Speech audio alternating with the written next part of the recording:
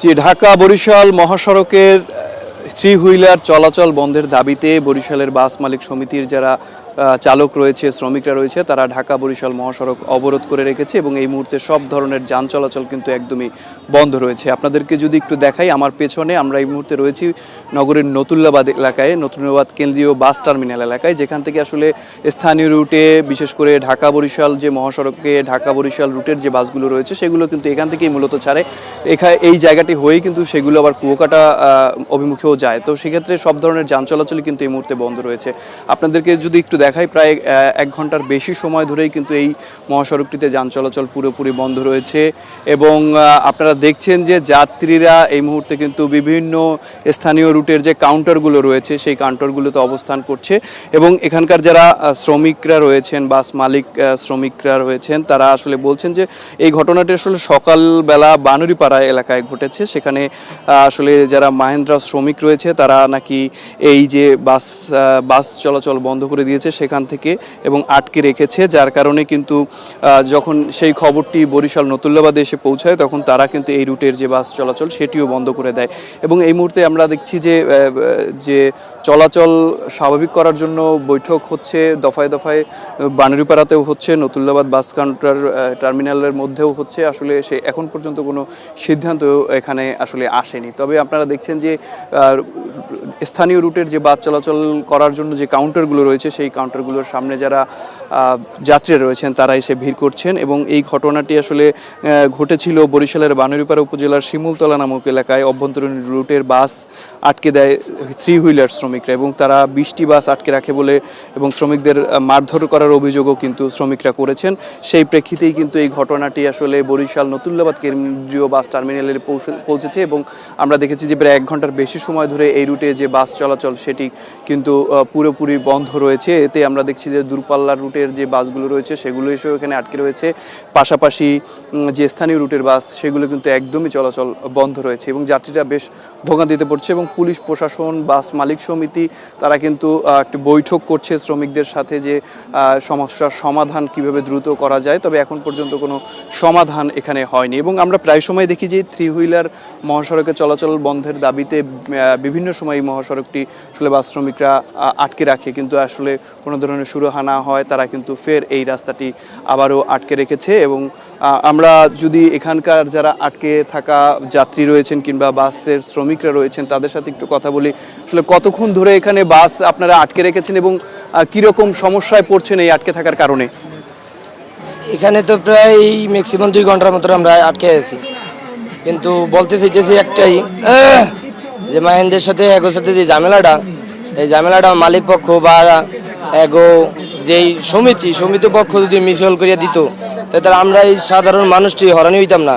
বা এই সিরিয়ালে বহুত গাড়ি আছে, প্রায় 200-300 গাড়ি আটকে নেওয়া, ওই সাইডে আটকে নেওয়া, সাধারণ পাবলিক আটকে নেওয়া, এমনও যাত্রী আছে এগো জরুরি দরকার সেটা ডাক্তার দেখাইতে যাইব ঢাকা, কিন্তু সবই ঢাকার যাত্রী, কিন্তু এরা যাইতে পারতেছে না, 2 ঘন্টা ধরে অপেক্ষা করতে আছে।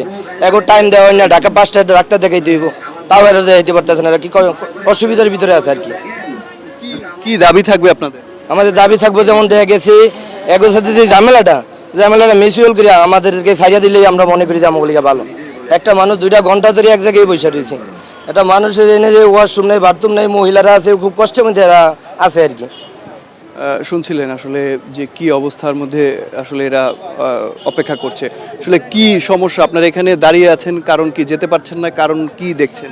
দেখছি ধর্মঘট চলতেছে, মাহেন্দ্রা এবং বাসের দুজনের ধর্মঘট করেছে, সেই জন্য আর কি আমরা ঢাকাতে যেতে পারছি না।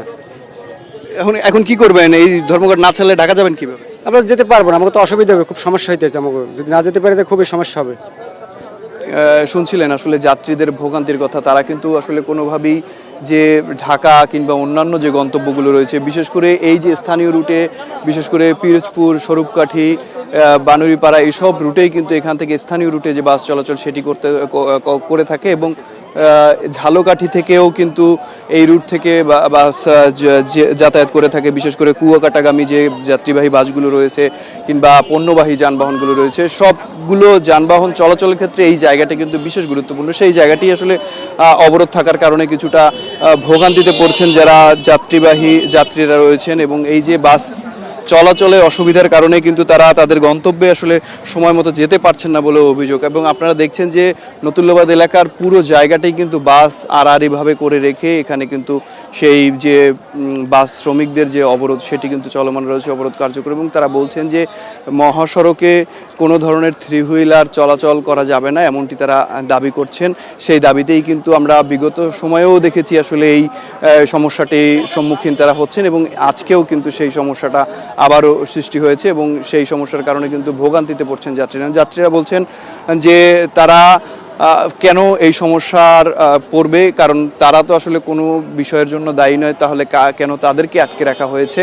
এবং এই মহাসড়কটি আসলে একটি গুরুত্বপূর্ণ মহাসড়ক, সেই জায়গা থেকে চিন্তা করা হলে আসলে এই জায়গাটি এভাবে আটকে রাখা উচিত না বলেও তারা আসলে দাবি করছেন। এবং আপনারা দেখছেন যে দীর্ঘ যে যানজট সেটি কিন্তু এখানে আসলে পরিলক্ষিত হচ্ছে এবং বাস টার্মিনালের যে জায়গাটুকু সেই জায়গাটুকু ছাড়া বাকি সবটুকু অংশই কিন্তু আটকানো। এবং সড়কের কেন্দ্রীয় বাস টার্মিনালের যে দুই পাশের সড়ক রয়েছে সেখানে দেখা যাচ্ছে প্রায় 200-300 গাড়ি কিন্তু এখানে আসলে অবস্থান করছে, আটকে রয়েছে। বিশেষ করে ঢাকা বরগুনা গামী যে যাত্রীবাহী বাসগুলো রয়েছে সেগুলোও কিন্তু এখানে আটকে রয়েছে এবং বাধ্য হয়ে অনেকে পায়ে হেঁটে কিন্তু এই জায়গাটি অতিক্রম করে থ্রি হুইলারের যে যানবাহন রয়েছে সেই যানবাহনে তারা যাতায়াত করছে, তাদের গন্তব্যে যাওয়ার চেষ্টা করছে। এবং মূলত এখান থেকে ঢাকাগামী বাস যেগুলো রয়েছে সেগুলোই কিন্তু বেশি চলাচল করে থাকে এবং আসলে এই যানবাহন চলাচল বন্ধের কারণে যারা আসলে বয়স্ক রয়েছে কিংবা বাসে থাকা রোগী রয়েছে তারা একটু ভোগান্তিতে বেশি পড়ছে,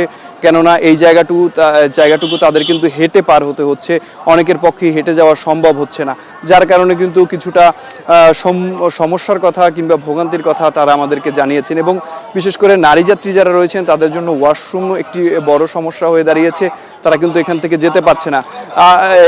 একজনের সাথে একটু কথা বলি যে আপনি কেন হেঁটে যাচ্ছেন, কেন এখানে কি অবস্থা?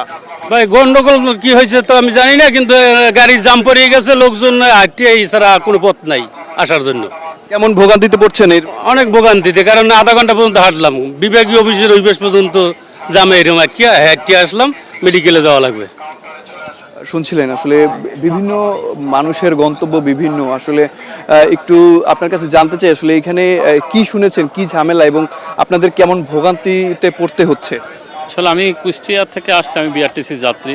পাবনা থেকে সেরে আসা যে বাস, সেই বিআরটিসিতে আমি কুষ্টিয়া থেকে উঠছি। আমি যাব পায়রা তাপ বিদ্যুৎ কেন্দ্রে জব করি।